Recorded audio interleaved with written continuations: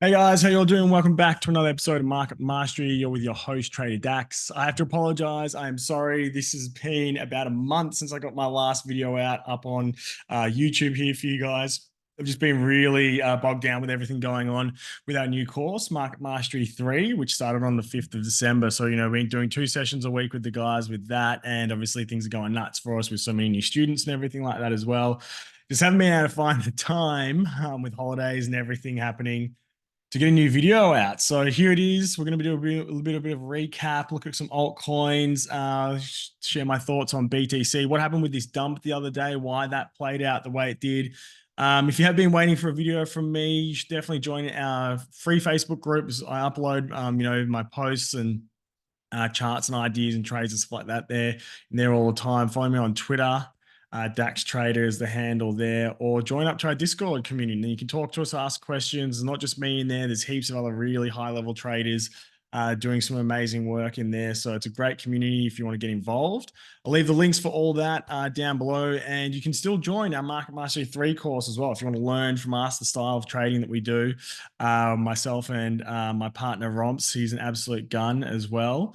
Really good on low time frame trading and scalping. If you want to learn that stuff, exo charts and order flow style. If you want to learn all that stuff as well, we're going to be doing the intermediate phase of our course and the advanced phase of our course over the next 2 months. We did do the beginner section of our course, which is the first 3 weeks, so 6 videos in total. And that was all fully recorded on the website and everything like that. If you guys want to watch that, you'll always have access to watch all the recordings and everything like that for the course as well. So that's pretty much it. Let's get into the topics, though, that we're going to be running through today, guys. Going to make sure I share my screen here. All right. So we're looking at BTC here. And for me, the main action that's going on right now is an ascending triangle. Okay. And that is the case until proven otherwise. We've sort of come into a little bit of trouble around this key monthly swing high level.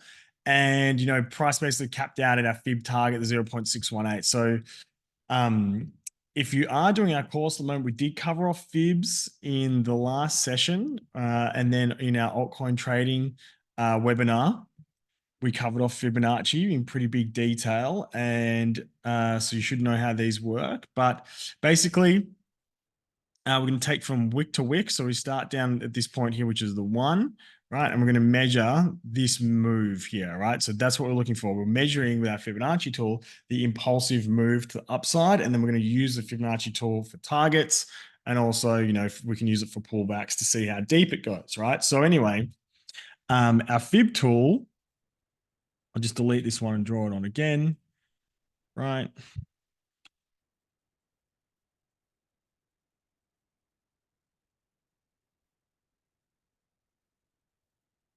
Right.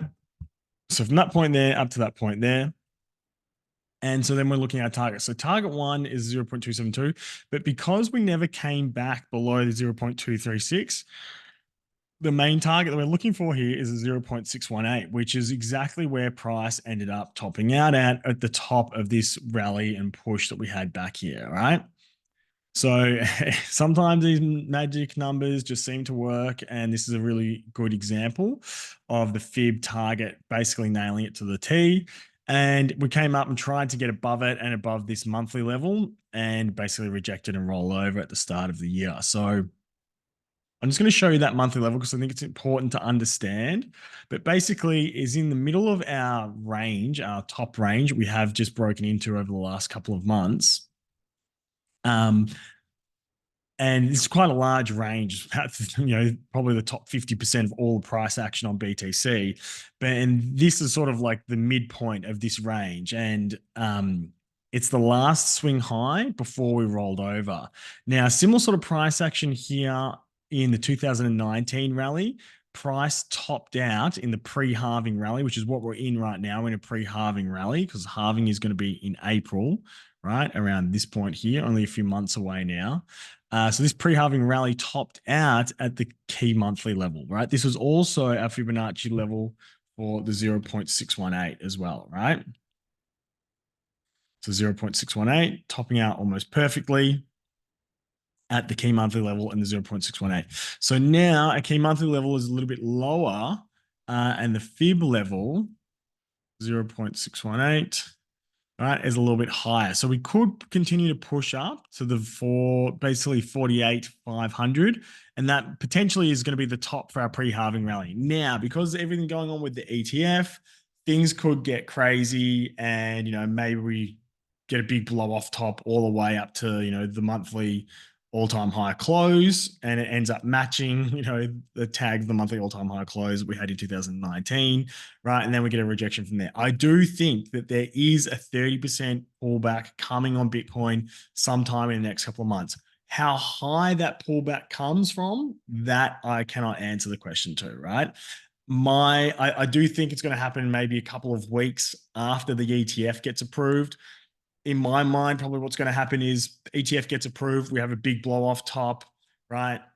For maybe 1 or 2 weeks with heaps of excitement. Then, sort of reality hits and there's not as much flows coming into the Bitcoin ETFs as people would have expected, because they're just gotten started, right? So when they first get started, things are still being set up. The sales channels are opening up for all the brokers and everything like that. It's going to take a little bit of time and a little while for momentum to build before we start to see those big flows coming in. And I think people are going to panic initially when huge flows don't come in straight away, which I just think is unrealistic. Any product, any business, you don't launch it and then have ridiculous amount of sales instantly. It takes time for the marketing and everything like that, the sales team to build and get working, right? So I feel like realistically what could happen here is, okay, we're in this ascending triangle here at the moment. We get a big blow off top because of the ETF news. Maybe we come all the way up to like 55, or, we hit 61, which is, would be matching the monthly all-time high close tag that we had in 2019, right? It gets a little bit overheated, and the numbers aren't coming in, the flows aren't coming into the spot ETFs as quickly as people thought, and then we have a big throwback, and people end up, don't take this picture as literal, but these are sort of the price levels that I'm thinking at. But we definitely could have a 30% pullback, which would come all the way back, basically from 60K or 55K, and come all the way back down to this level, this consolidation period of this ascending triangle here. Or, we could maybe not go as high and only make it up to like 55K. And then we end up pulling it all the way back, for a 30% pullback to the 2021 yearly value area low. I think that is a definite target for sure for a pullback. So it depends how high we go. If we go, all the way up to the monthly highest close, right? That could be a level for sure. I want to get up just one more thing to have a look at on a separate chart. Okay, so we get our yearly levels up for a long-term VWAP, right? So the 2021 value area high, right?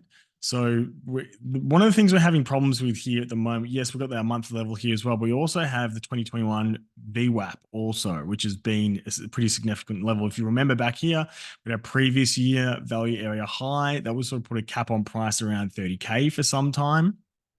Okay. Now the previous year value area high is now at 31. So it sort of lines up. So there's a lot going on at 31K, which is about a 30% pullback from where we are right now. So potentially, we do something like this and then have a 30% pullback, and then that's going to be the target, right? But potentially, we push all the way to this 2021 value area high, which is going to be 55K. And then we have a 30% pullback, which could bring us all the way back down to say 38K, or back to the 2021 value area low around 35K. And then the market rebounds from there. I believe there will be some pretty heavy dip buying. So maybe we don't get a 30% pullback. Maybe it's only a 20% pullback. And then you have the the halving kick in. And then when the halving kicks in, I believe that the Wall Street brokers are going to use that to push crypto and push Bitcoin really aggressively to their clients, because they're going to be getting paid fees by BlackRock and everybody else to sign people up to the Bitcoin spot ETF. And I think that's when we're going to see, really big demand kick in, and people will start looking and tracking the spot ETF numbers and be like, wow, there's huge demand coming in. right at the same time where the miner supply gets cut in half. So there's less supply coming into the market. Plus, then we have, a whole heap of extra demand coming in through all the brokers on Wall Street selling to their clients, the hedge funds selling to their clients, pension funds, sovereign wealth funds, everyone like that hasn't been really allowed to have access. And I think even though a lot of people have been able to get access to Bitcoin and stuff like that through various forms, it hasn't been a quality spot access. It's always been futures which degrade over time, and it's not the same as buying and owning the underlying. But there would have been still a lot of funds that you couldn't access through 401ks and stuff like that. Yeah, you could buy GBTC, but there was always that extra risk there. But I think the most important thing is that brokers have never been incentivized before, and all these huge hedge funds like BlackRock and ARK Invest and everybody, Fidelity, all these people that are putting out these spot ETFs, they're all going to be advertising and marketing as well. So you're going to have marketing teams, sales teams out there that work for these big financial institutions, all pushing people to get involved in Bitcoin and educating them about the halving and the cycles and everything like that. I think this is going to create, a huge post-halving bull run, potentially, I don't want to say as big as 2017 because that was an insane rally, but I think potentially it could be a bigger push than what we had in the last cycle. Let's see what happens. A lot of it's going to come down to what the Federal Reserve's doing and what the monetary flows are, but that is looking all pretty good at the moment, especially moving into an election year, which election years usually there's a lot more government spending because they're trying to buy people's votes. And so that's extra capital going into the markets. And we know, if you've been watching my videos for some time now, that when we have extra capital coming into markets,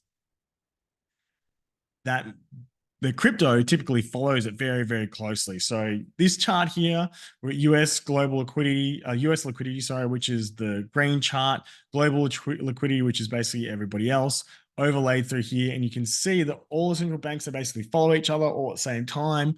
And when central bank liquidity goes up, Bitcoin seems to follow. When central bank liquidity comes down, Bitcoin follows as well, okay? So it's important to note that BTC topped before we actually saw the rollover in central bank liquidity here.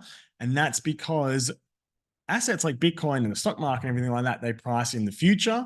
And when Bitcoin topped was actually the very day they announced they were going to stop injecting capital into the market and they're going to start taking it out soon. And so what happened is Bitcoin and stocks and everything like that, they started to sell off when this happened, right? Because they price in advance, usually about 6 months. Okay. So as we can see that it looks like it's bottomed out at the moment, especially USD liquidity. Not too sure about global liquidity in the ECB just yet, but if we're looking at everything going on with interest rates and inflation and things like that at the moment, it looks like inflation is coming down. In the US, it's about 3%. It's still coming down pretty nicely in the UK, in Europe. So things are looking good for all of these charts to start rounding up a little bit more and giving a bit more liquidity support into our markets, right? And the other one is China has been pumping in. You can see all through here, right? Basically, China started injecting a fair amount of capital right at the bottom, right? Which basically helps to put in the bottom of the market. US did as well at the same time, to be fair. And that's when we had banking crisis and everything like that kicking in.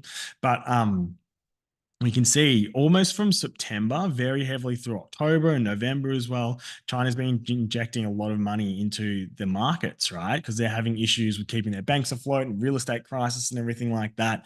And we can see the result, US trending up, China injecting into it, and the ECB finally stopped pulling capital out of the markets. And what happens to the price of Bitcoin? It starts to fire up, okay? So let's not get too sidetracked on the economics lesson there. But I think it's just important to know and understand those things, especially when, considering when you need to be selling. Really important things to be looking at as macro, what the Federal Reserve's doing, what the global liquidity charts are doing. It can give you a massive heads up if you're clued into that. And there's part of the reason why I managed to sell the top in the last cycle, okay? But we don't need to talk about that. What we are talking about right now is this ascending triangle. Now, could this end up rolling over and end up looking like some sort of distribution? Yes, and that's if it does something like this, breaks this ascending triangle, uptrend line through here. And yes, we did wick below it, but if you've been following me for some time, I'm all about the candle closes. Wicks are, just a temporary, potential for their, some people, if you're order flow or TPO type trader, you'll say, there's a potential auction down here and the market rejected trading at that level, right? So they call it a failed auction, right? And basically, price didn't want to be down there. So people thought that price was imbalanced and too cheap down here, and that's why it spent very little time trading in the wick. Right. So we want to look at where the closes are, right? So if we close underneath this trend line through here, basically come back up, retest it and reject, right? And then lose these levels through here, right? Probably this level here is probably the main one I'm going to be looking for. 40, let's just say 4,700. If we lose 4,700, then I'll say yes, potentially this is distribution. And I'll be looking for the 2021 value area low as probably the next level of key support. If we don't find support at 38K this weekly order block, right? It also can do this, drop below this level, and then reclaim, and that would be a long entry as well. And that would pretty much be game over for a markup to like 55K for sure, right? If we did drop this range here and then reclaim it, that'd be an amazing entry. But I really don't think that's going to happen. And you never be too sure on anything in trading because you never know what's going to happen. You never know what's around the corner. Something crazy could happen. The ETF could get rejected. If that does happen, then we're probably looking at 30K, 31K, I think, right? Which was some of the key levels we were looking at back here from our previous year value area highs, okay? Right, which are both pretty much overlapping at 31,500. So that's where I'll be looking for rebuy if we had if the ETFs fail to get approved. Eventually, they're going to get approved sometime this year, but if it does get rejected, they'll probably be approved in Q2 at some point, right? But I do believe that they are going to get approved. Let's see what happens, though. You can never be sure about anything in trading. Just be prepared. Understand where your levels are and where you want to do business at if price does come to there. That's all you can really do, right? And then execute when you get the opportunity. All right, so potentially what I'm looking for is something like this, right? And then the ETF finally gets approved. Looking for 50K for our one-to-one target, or looking for, that 55 up to maybe 58K, right? And then from there, we'll see how the ETF flows play out. And if they're weak, then we're probably going to be looking for a bit of a throwback, which could all come all the way back to 45K here. That would be a pretty picturesque BTC type setup, right? Sometime in Feb would be perfect, to be honest. And then, you sort of have a little bit of a rally, excitement into March, April again, and then we have the halving, right? Who knows what's going to happen the rest of the year, but I'm expecting more upside, more bullishness, and a breakout of all-time high probably in Q3. Okay. That would make the most sense to me, but who knows? Maybe we break out the all-time high in the next few weeks because the ETF flows are just ridiculous and blows everybody's minds, and we go straight to 100K. Right? You can never be 100% sure or count anything out, but rough estimate, I'm probably going to, if I had to be forced to guess, I would say probably going to break all-time high in Q3 sometime. All right.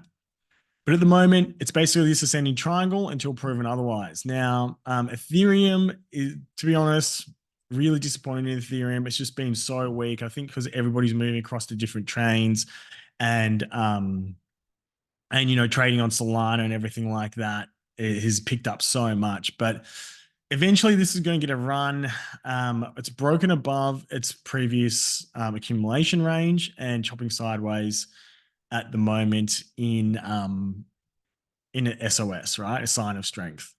So, you could make the argument that's still sort of stuck inside its accumulation uptrend and can't fully break out of it yet because these highs connect these highs, right?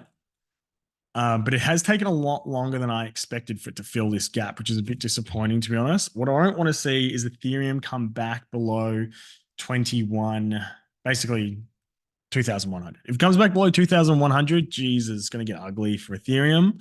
And I'll be looking for 1740, right? The next target is very clearly 2,700 for Ethereum, right? But the main thing is that we have broken this key, our red line through here, right? Key support uptrend has broken below that. And, this falling wedge that's been trying to get back into rejected off that again. So it's not looking great for Ethereum, to be honest, at the moment. So I'm just really not that interested. Things are a little bit getting a bit more interesting in some of the other altcoins. So FET is one that had a really nice recovery after this big sell-off. We need to see if that can get continuation to the upside. But once it breaks 0.7, basically 0.77, I think it's clean to take on its next run. Other key altcoins. Solana, probably just building out some sort of falling wedge here, to be honest, right? Or, potentially it's going to end up being a broadening ascending wedge here. Let's see, but it could have one more pullback and then push again, right? I think the next target is about $140, all right? Wouldn't be surprised if something like this ends up playing out for Sol.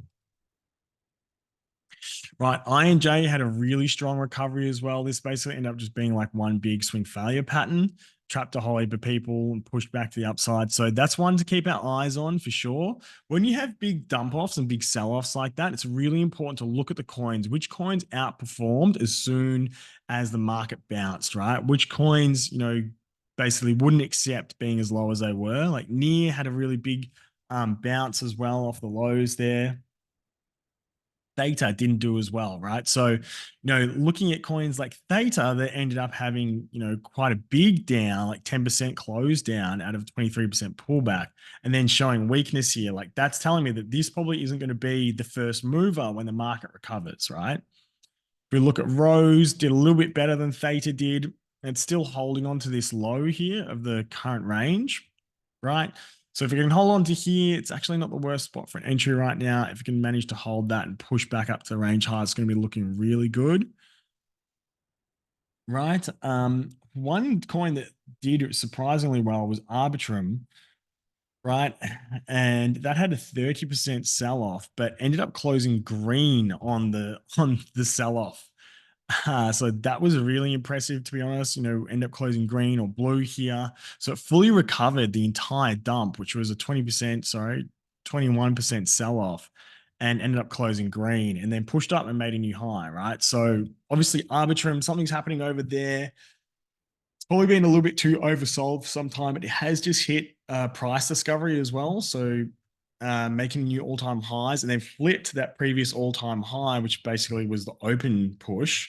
And it managed to have a rally from there. So if it can hold this 1.8 level, I think it's probably just going to continue to chop and grind up into higher highs, right? Similar to sort of like what MAV has been doing, right? And MAV had a really nice, strong recovery, made a new high, right? So that's definitely one to keep eyes on. This has been really strong recently, actually.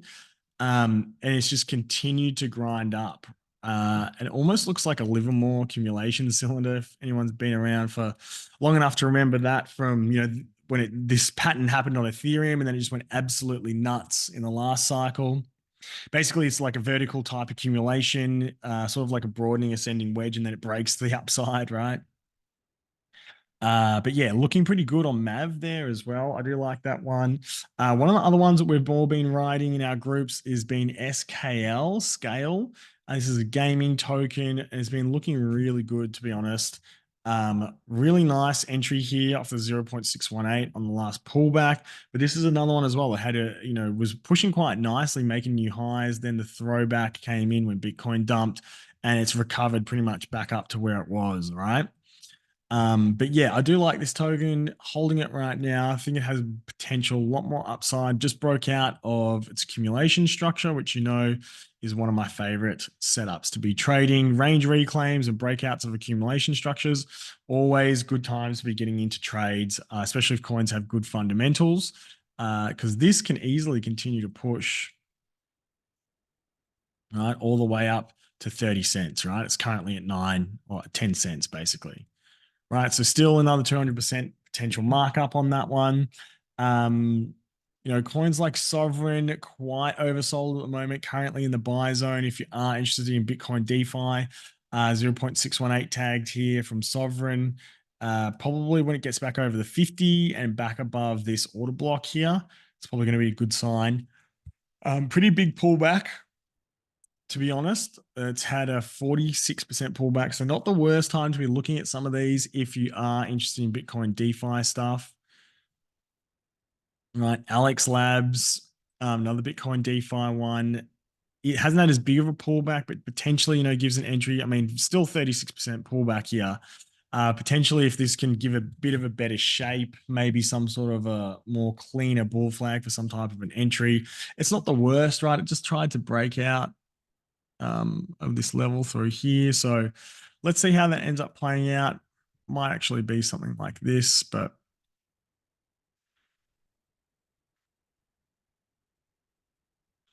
right, it might need to have one more pullback here.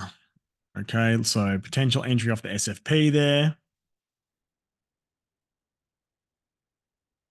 Something like that would be what I'll be looking for Alex Labs. Okay, stacks. Really nice recovery too.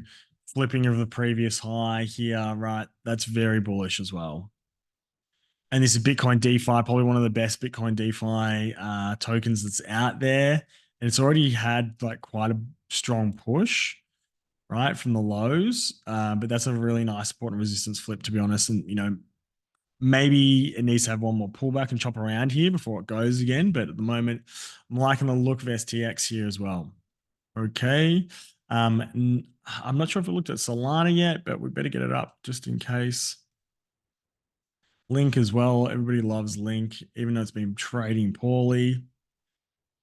Pretty big sell off and then weakness. Just Link has just been really weak lately. I'm not loving, like, we had this nice falling wedge through here and it came up and hit target 2 and just rolled over from there. So what I don't like to see is it made a new high, right? Similar sort of to what we've got here. Made a new high and then got rejected, right? So need to see what it does here. But I mean, to be honest, that sort of looks a little bit distribution-y to me. And it's, because we're sort of rejecting off the underside of this triangle pattern shape here, this trend line through here, which realistically should be holding. Now, I'm still holding Link, but I wouldn't be looking to enter here because I just think, there's other coins that are outperforming it. But I need to see some sort of price action like this, and maybe it'll happen when, ETFs get approved and we have a whole heap of flows coming into the market, and there's just excitement in general, and Link will take off. The problem with Link is that the founder's constantly dumping coins on the market, so it's putting a bit of a cap on it. If you compare it to Solana, Link is sort of still trapped in this range back here, whereas Solana has had a full another leg up to the upside, right? So we already looked at Sol, that's right. But yeah, let's see if this ends up playing out for broadening descending wedge. Main thing I want to be watching for here anyway, regardless of, the pattern shape or whatever it is a break of this order block through here and getting back above $1.15 and a break of this downtrend through here, right? Because then, you could have the claim of a bump and run reversal, right? And you got the nice bump just there as well. So break this downtrend through here and then clean, get out of 115. I think it's definitely off to about 140. All right. So that's pretty much it for today, guys. Thanks a lot for stopping by. Maybe I'll see you in Discord or in Market Mastery 3. Thanks a lot, guys. Chat soon.